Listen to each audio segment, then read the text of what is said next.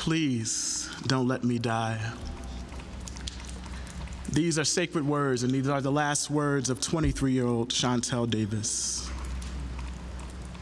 Can we say amen? So I'm burdened today because it is not an easy task to preach an unfulfilled word. Shantel did not live. She died. And it's a tragedy that the beginning of this word that I'm offering you tonight must begin with Shantel's last. Indeed, every moment we are called to remember the last words of Black and brown sisters and brothers who were shot, choked, killed by police or vigilantes. We must do so with care because they are the final utterances of the once living. The last pleas for help from some mama's baby, some papa's child. The last desperate cry from somebody's loved one. Shantel's last 4 words were an offering that, in the moment in which they were uttered, seemed to have no return. Not on life, not vindication, only potential for impunity for police, only the hurt that remains from loss, only the righteous rage that now fuels her loved ones who seek justice, only the memories of a young Black woman whose life had not yet been snatched by a blood-wet bullet, only. According to police reports, Shantel was driving erratically through the streets of East Flatbush on June 14, 2012. New York City Police Department Detective Philip Bad Boy Atkins, as he's called, and his partner Daniel pursued Shantel in an unmarked car. They were dressed in civilians' clothes. She ran several red lights and ended up crashing into a minivan at an intersection. The car Shantel was driving was stolen, but according to some police reports, she and the police were unaware of that fact before her death.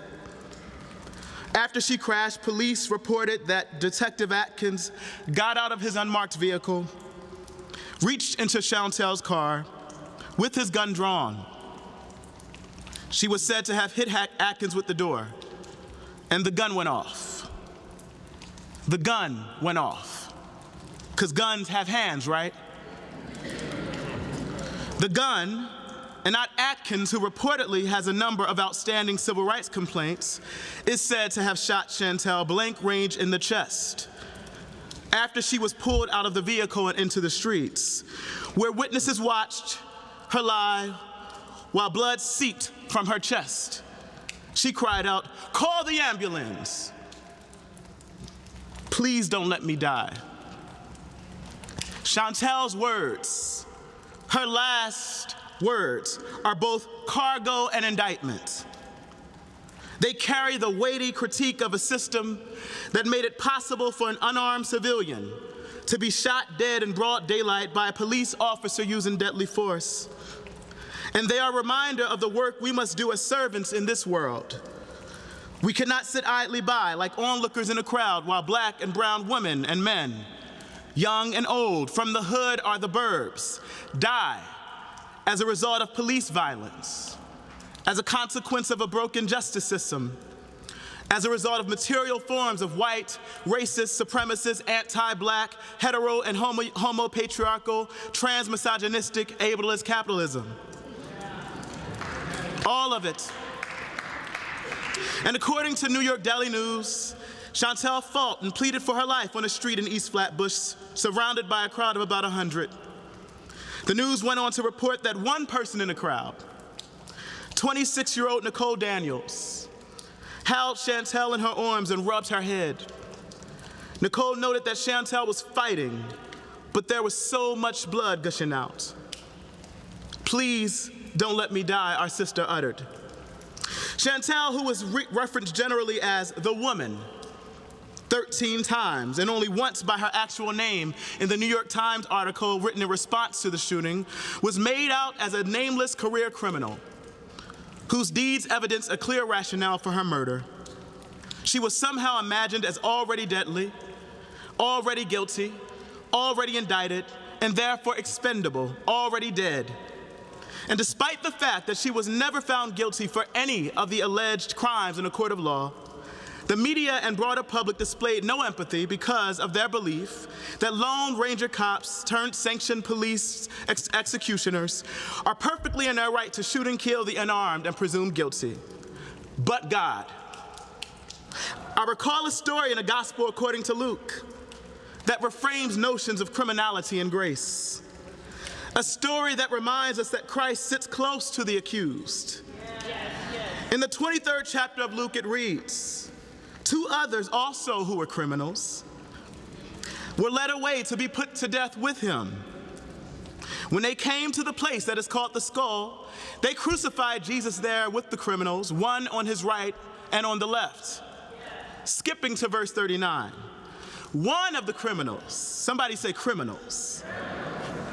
One of the criminals who were hanged there kept deriding him and saying, "Are you not the Messiah? Save yourself and us." But the other rebuked him, saying, "Do you not fear God, since you are under the same utterance of condemnation? We indeed have been condemned justly, for we are getting what we deserve for our deeds, but this man has done nothing wrong." And then he said, "Jesus, remember me when you come into your kingdom." And Jesus replied, "Truly I tell you, today you will be with me in paradise." You see, on the cross, in the execution chamber, strapped to the electric chair, hang 3 criminals as defined by the state, Jesus and 2 others. Ah, what a hell-raising, mighty criminal God we serve. And while I could go on about the ways we willfully choose to hold disdain for some criminals as opposed to others, the ways we praise Jesus who was found guilty but ignored Chantel who was not, the ways we sing the Star-Spangled Banner in honor of a country built on genocide and sustained by war, but look down upon the black and brown bodies in its prison cells, I'd rather focus on Christ's relationship to the condemned and wrongfully accused. In the text, Christ not only bears witness and watches from the sideline, but he responds as another offers up his last words. Jesus, he said, "Remember me when you come into your kingdom." How many last words have been uttered in our presence and we failed to respond? But aren't you glad that Christ, 26-year-old Nicole Daniel, was there to hold Shantel in her arms tightly, providing her with presence as she transitioned to paradise? Aren't you glad that Christ, and I don't know what type of church I'm in, but I typically come to churches when we're happy, we show our happiness. Aren't you glad that Christ, a black woman from the hood, held close a sister while others refused to acknowledge her as worthy of life and promise in this world? You may not be glad about it, but I'm so glad that Christ, Nicole, like so many black mamas, so many grandmamas, so many sisters, aunties, play cousins, so many papas, uncles, brothers, neighbors, so many strangers are about that life and would declare, "Sister, I ain't letting it go down like that. You won't die here alone. I'm not going to let you die in vain. I'm not going to let you die in cold blood. I won't let you be invisibilized. I won't let you be judged to death. I won't let you be forgotten." Chantel's last words were indictments and an invitation. "Please don't let me die" was her way of saying, I have been killed by the state. Somebody is responsible. Not the gun, but Officer Atkins. Not the cross, but the empire. Her last words were a mere conjunction, connecting present to future. And like Jesus, we are called to respond. Shantel, we will see you in paradise. Leave here and be Christ for someone, y'all. Leave here and go hold someone close, family. Leave here and go look someone in the eye on the cross, in the prison. Leave here and go look someone in the eye on the cross, forgotten. Leave here and go look somebody in the eye on the cross, on your street corner.